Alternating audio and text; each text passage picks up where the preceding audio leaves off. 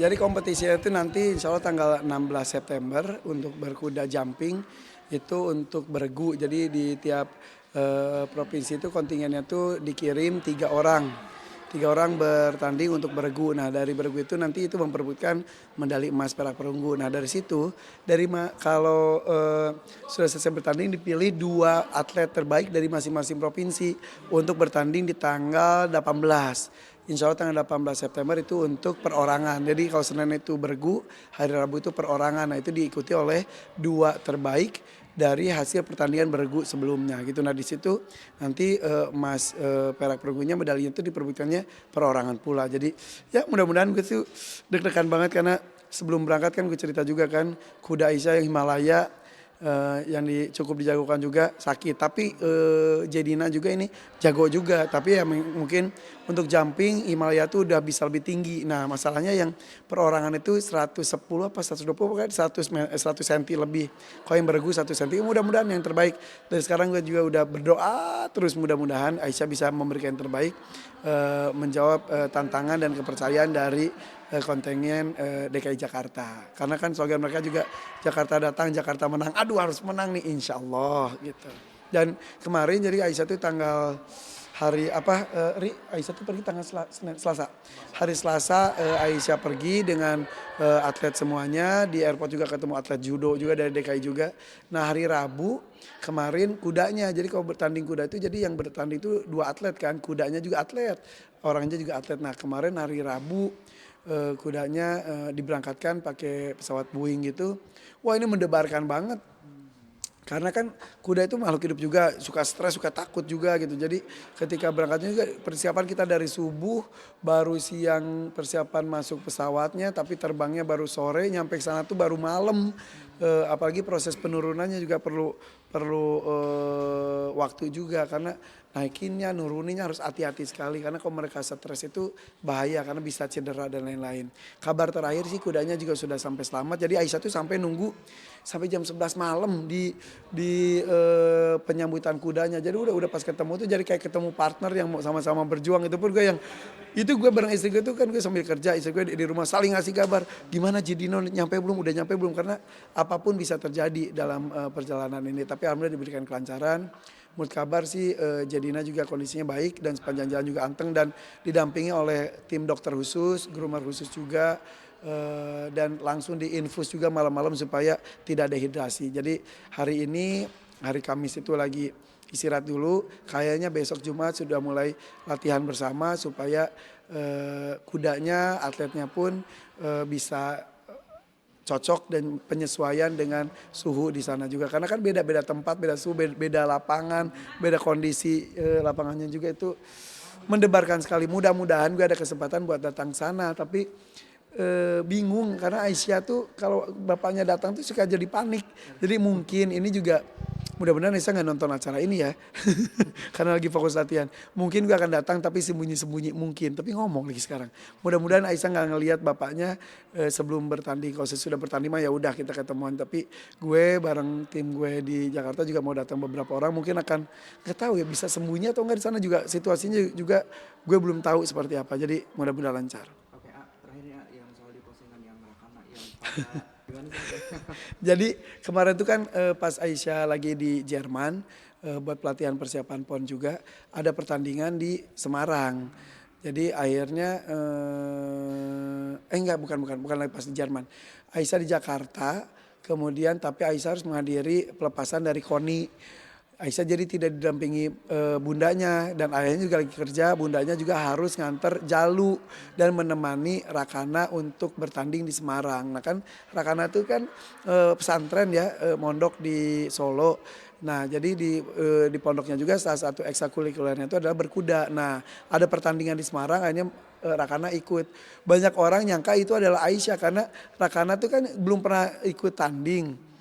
Jadi perlengkapan pertandingannya juga belum lengkap. Jadi pas kuda itu kan harus pakai jas. Jasnya pinjem punya Aisyah yang warna ungu. Jadi ada wartawan sama tim dokumentasi juga, Mas Irfan kirain Aisyah ikut. Soalnya ada orang peserta yang pakai jasnya mirip kayak Aisyah.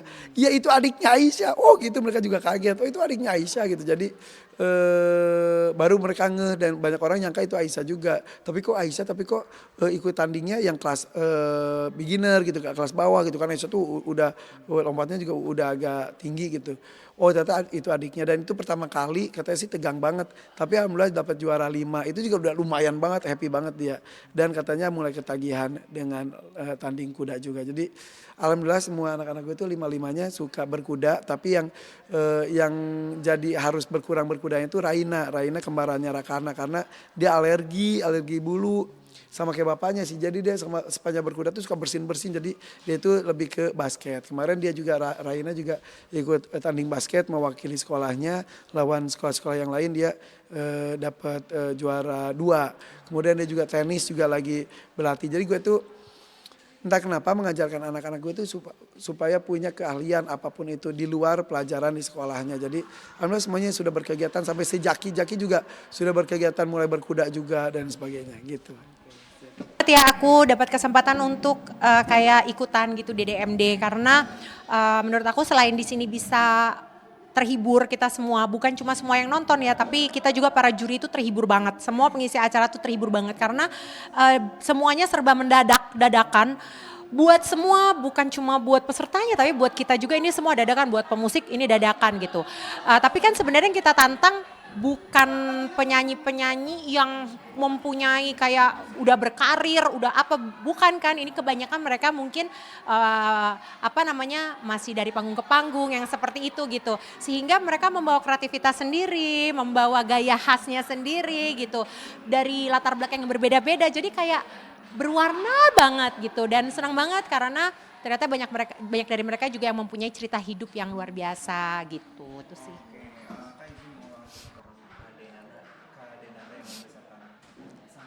Ya, kayaknya semua ibu ya pasti akan melakukan hal yang sama ya. Kalau misalnya ada di posisi aku rasa semua ibu akan melakukan hal yang sama. Tapi kita itu semua sekuat-kuatnya kita sebagai manusia gitu. Kayaknya kalau udah menyangkut anak itu pasti kita itu kayak benar-benar jiwa, raga, kayak benar-benar kekuatan kita ada di situ gitu. Jadi aku selalu bilang bahwa semua yang sudah kami lewati itu bisa sampai ke titik sekarang ini setiap sejuta detiknya itu tidak akan terjadi kalau bukan karena kebaikan dan pertolongan Allah Subhanahu wa taala semata.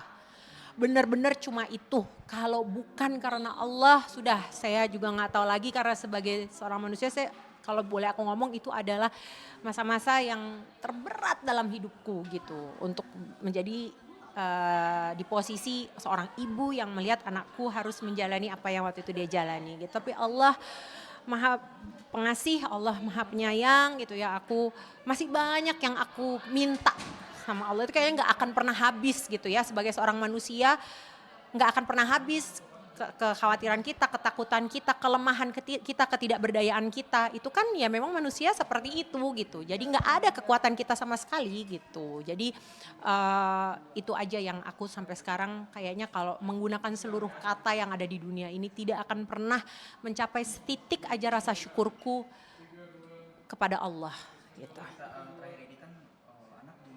Anak di Singapura.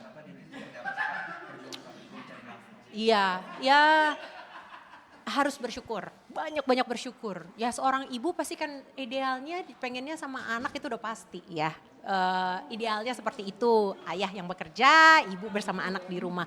Tapi kan nggak semua orang diberikan kesempatan atau ke situasi yang seperti itu gitu. Jadi karena situasi dan kondisi dan memang sudah jalannya Allah, Allah tidak mungkin menaruh aku di jalan ini tanpa pertolongannya gitu. Aku banyak sekali bersyukur dikasih pekerjaan, MNC masih berkenan untuk mempercayakan acaranya, untuk ada aku di dalamnya gitu. Itu aku bersyukur kepada Allah karena aku ingat zamannya pandemi dulu, setiap hari aku menangis kepada Allah, aku mohon diberikan pekerjaan karena aku harus bekerja untuk anakku, untuk Aisyah, aku harus ya sebagai ya kepala rumah tangga ya gitu. Jadi apa sekarang ini yang harus aku jalani, mungkin jadi jarang ketemu sama Aisyah, itu semua aku jalani dengan ikhlas, aku syukuri keadaan bahwa aku sudah diberikan pekerjaan lagi. Alhamdulillah sekarang ini kita udah ada udah bisa video call, udah ada Zoom, udah ada segala macam gitu ya. Alhamdulillah ke Singapura itu 1,5 jam doang flightnya. Kalau mahal masih bisa terbang dari Batam yang sedikit lebih murah terus habis itu nyebrang gitu. Jadi maksudnya istilahnya itu semua Allah berikan juga jalannya gitu. Jadi aku syukuri dengan sepenuh hati dan aku jalani dengan penuh rasa syukur dan kebahagiaan. Ya.